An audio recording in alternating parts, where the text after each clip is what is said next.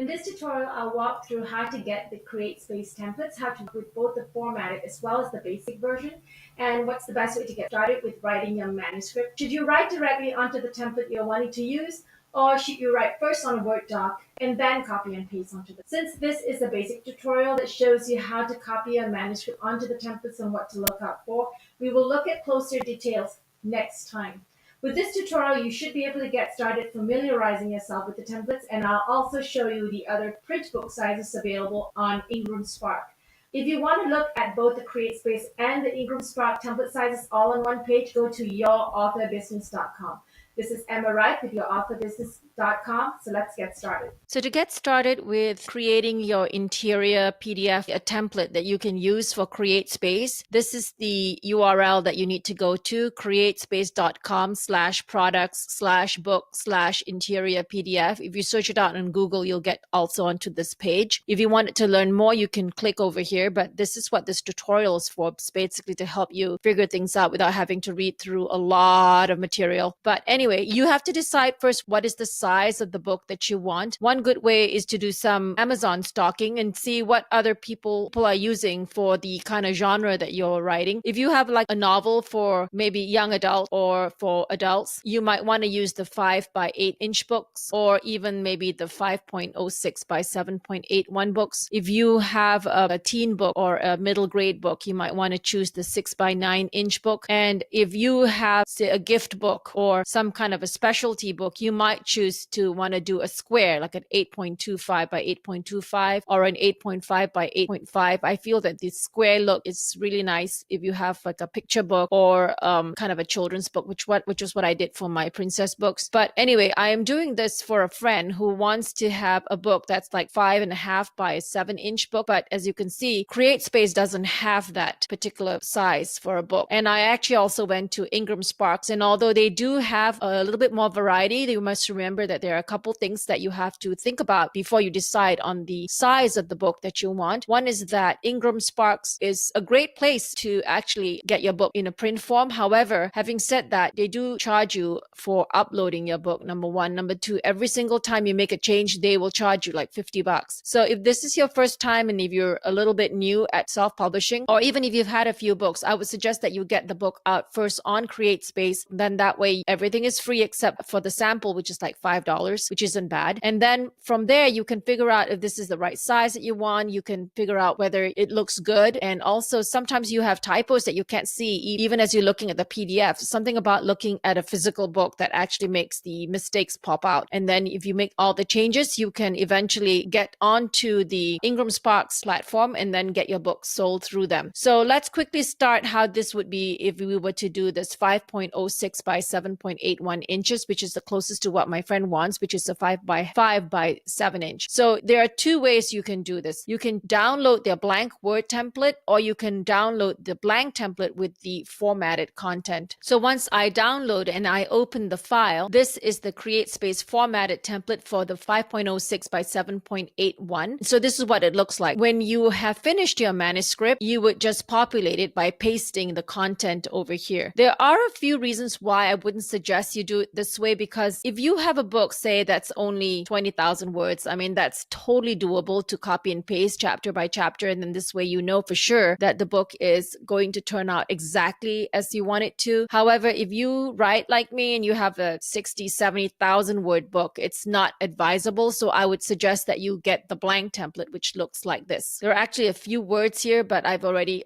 deleted them. This is the CreateSpace basic template 5.06 by 7.81. They have formatted it such that if you paste anything on it, it will come out as you would want it to look as a book. Let me just quickly show you what I mean, and then that way you'll see what I'm trying to say. So I'm going to do it two ways. This is my Giants of Rain CreateSpace, which was a 5 by 8 inch book. So it will not exactly transfer to that particular size that I've shown you earlier on. I'm going to copy and paste this entire book onto that format, and then you'll see what I mean. So we'll Command All on a Mac, then that way way it will highlight the whole book, and then I go copy. Then I go back to this formatted basic template and I will paste it. This is what it looks like. Okay, this is at the bottom, and because the original book was a little bit of a different size, it gets cut off. See, this is the bottom of the page. But if you go to the very top, it has formatted it such that it looks like a book, right? And so this way, after you've already pasted your manuscript onto the book, you will see that you just need to make a few changes. For instance, if you notice here that the page number is on this side, but there is no page number on this side. Also, with regards to page numbers and headers, I will do a more detailed tutorial that covers specific formatting issues because it's a little more technical, and I really want to just cover the basics here so you can see the difference between using the formatted versus the basic template that CreateSpace has, and also what the basic template entails. I also wanted to give you my thoughts on formatting and writing at the same time, which I will cover in a little bit. One other thing to note is that most traditional published books have the name, especially in a novel, but maybe not so if you're doing like a journal or some kind of a devotion. It doesn't really work. They usually have the name of the author on one side, the name of the book on the other side at the top. But because I have this header here, it doesn't really work. And also, actually, the header is supposed to go on both sides. This is an odd number page and this is an even number page, which means that the odd number page will usually be, if you open the book up, it'll be on the right side. If you see the blank space here on the left, if you see where my cursor is on this side and also on this side, this is actually where the spine is, which is why it is bigger than the inner spacing over here, because the book needs to be bound. A portion of this will be in the gutter, what they call the gutter. You can actually see how this is formatted. If you click onto layout and you go to the margins, it'll tell you. So for this particular layout, which is the CreateSpace basic template for this size, this is how they've done it. It's 0.75 at the top, 0.75 at the bottom, and then they have the inside, which is 0.75 because the inside has to be more than the outside because of the gutter, and then they have an additional gutter size over here. And the gutter depends on the size of the book that you have, and you can actually change this. Of course, you don't want to change this because this is the template that you want to use. So this is one way whereby you actually have already your manuscript and then you paste it on, and I've already reformatted the whole manuscript into the book, which looked like this. See, if you look down, I'm going to scroll it down for you to see. See, it's all there already, and I just pasted it, the whole entire book onto that. But it didn't work, as you can see that I actually had the header on both sides, but only one side came because this is not the advisable way to do. The best way to do this is to actually have your manuscript, and we'll do this the second way I wanted to show you. It looks like this. This is a manuscript. It's still in the draft stage. So let's do this with this blank manuscript. So this is a Word doc. You just type all the way down to the end of your book. And so let's Command All, and then I'm going to copy, and then we're going to get back to the basic template, which actually looks like this. It has like these tiny little words, and you just paste over it. So now what I want to do is I want to paste the one that's in the manuscript stage still over this. So if you look, you can do paste or paste special. So I wanted to show you what they mean by paste and paste special. If you go to paste and you hit the drop down, you could paste it using the destination theme or keep your source formatting or match the formatting. Because I am transferring it onto this basic CreateSpace template, I want to keep the destination. I want to keep this template that CreateSpace has already provided for me. We're going to paste, use destination theme to paste, and see, this is how it looks. It's already pasted the entire manuscript onto the CreateSpace basic template. What you need to do next is, you may not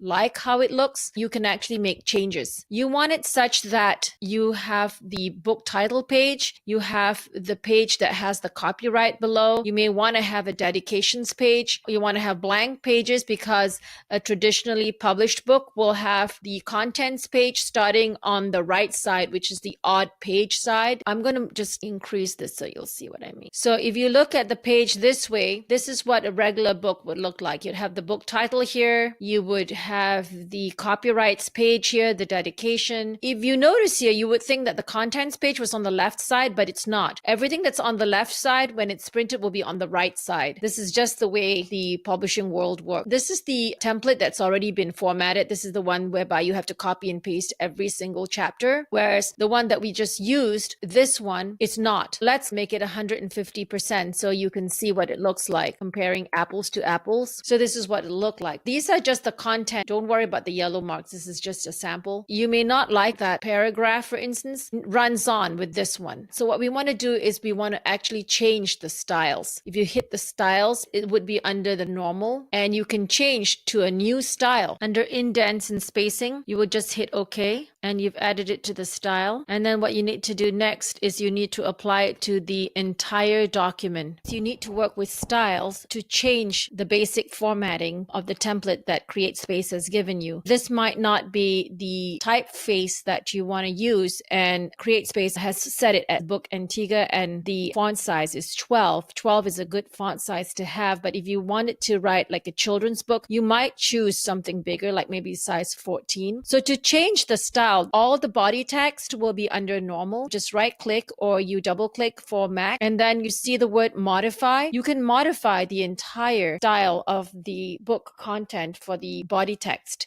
So let's say I want to change it all to size 14, move it to Arial. Most books go from one end to another, and it's left and right justified, but this is only left to justify. I can just click here. I want the first paragraph indented. This is what it'll look like for this particular font size. If we go all the way down, it's already all changed, but there's a couple more things that we want to change. We want to indent the first paragraph. So traditional books, usually there is what you call a drop cap, where this one is a really large alphabet for the first letter of the beginning chapter of the book. In this case, we're not trying to be too complicated. We want to indent the paragraph first, and such that each additional paragraph will be indented to make sure that it's applied to every single one. We highlight this sample because we want to transfer the coding, so to speak, to the rest of the book, in addition to the fact that between paragraphs there is a bit of a gap as opposed to being all mushed up together. So again, we go to normal, right click, see modify. We've already modified. You want to update to match the selection. So you update to match the selection, and you can see here that every one of them have been indented now.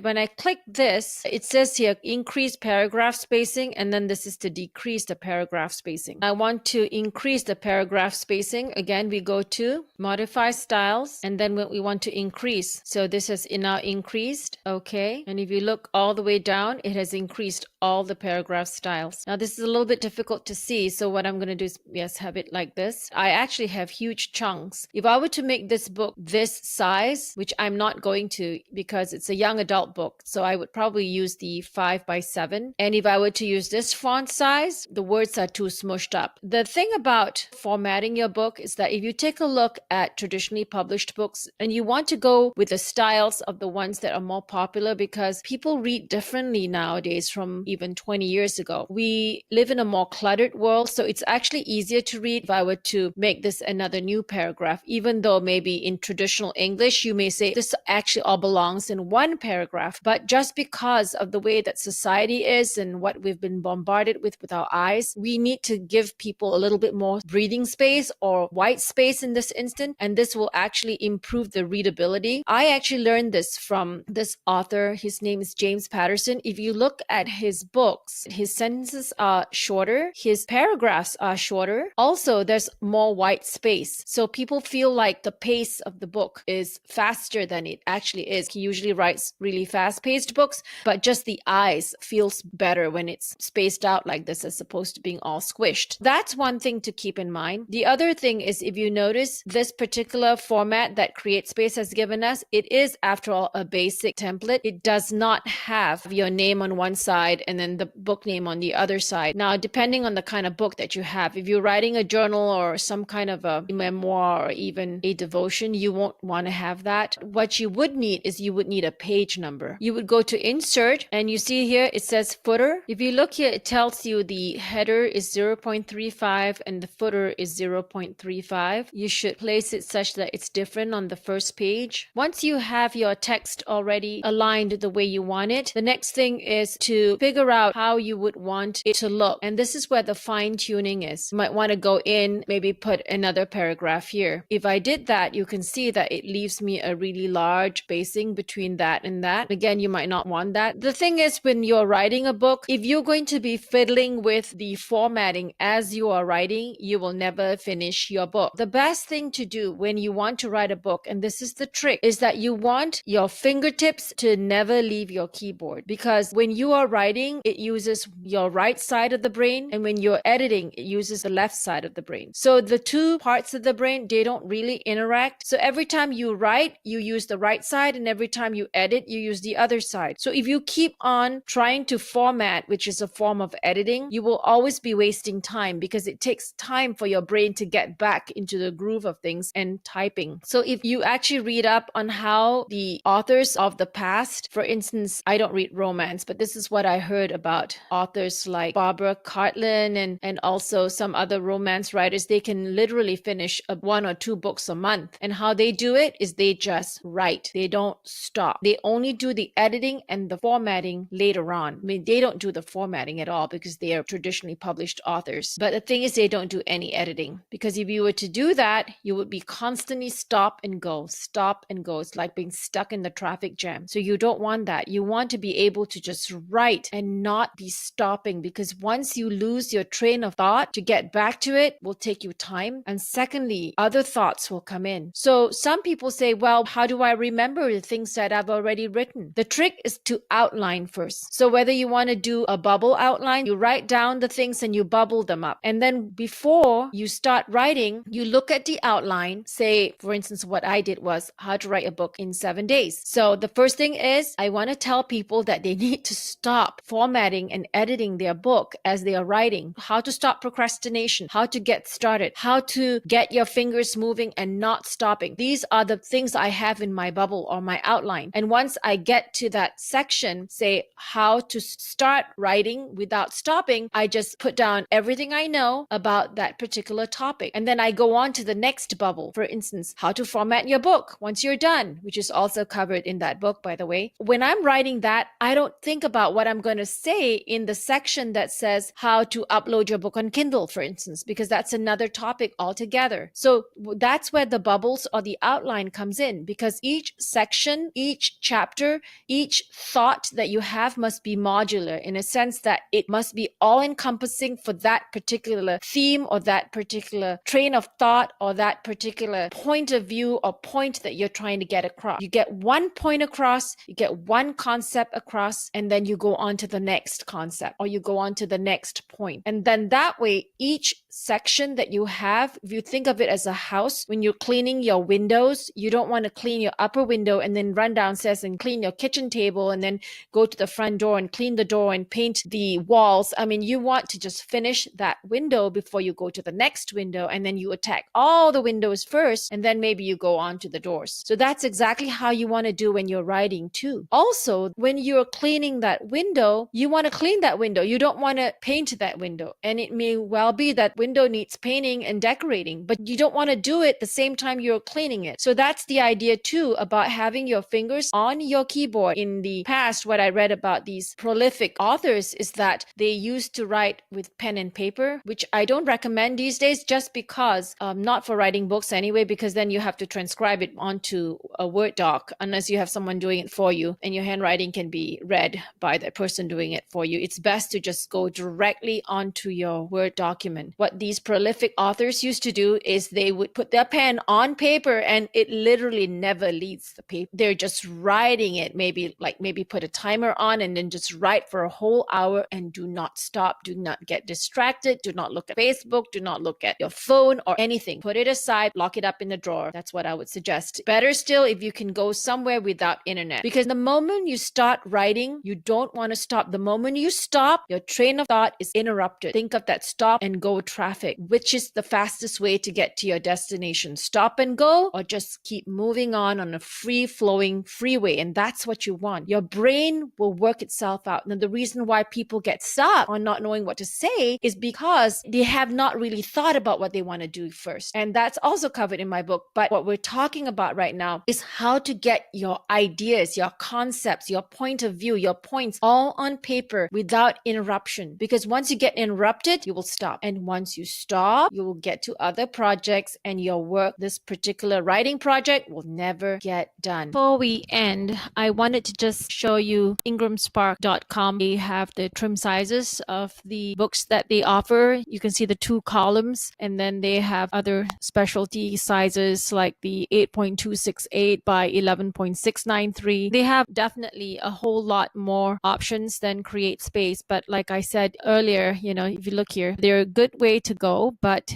not when you're first starting out, and definitely not with the first book. And even if you are a seasoned author like me, I would suggest that you go with CreateSpace first, and then after you're totally happy with the way your book looks, to get to them, and then that way you won't be spending a whole bunch of money trying to do the typo. So in another tutorial, I will walk through with you the finer points of formatting the CreateSpace basic template so that you can customize things like the header, the page numbers, or adding blank pages, maybe using the section breaks, and also using like header 1 and header 2 in style, so that your chapter titles and your subheadings will all have the consistency of a professional look. And then there are the glyphs and how to use them for section breaks for your chapters, designs around your page numbers, or maybe even designs under the chapter titles. I mean, there are a lot of varieties that you can do, like how to use drop caps and how to also format your title page, and all this from working with the CreateSpace basic template that they have. Also, I will cover things like table of content, front matter and end matter stuff, but for the purpose of pasting your manuscript into the basic template so you can roughly gauge what your book look like, I would say that this is suffice. But once again, I cannot stress enough how important it is to just write your manuscript on your Word doc, and even if you have to see what it looks like, to at least work with about 30 pages or so before you start to paste it onto the book, because if you keep stopping, you'll be like stop and go traffic. Like I said, that's it for today. This is Emma Wright with your authorbusiness.com. Until next Tuesday, I'll see you again.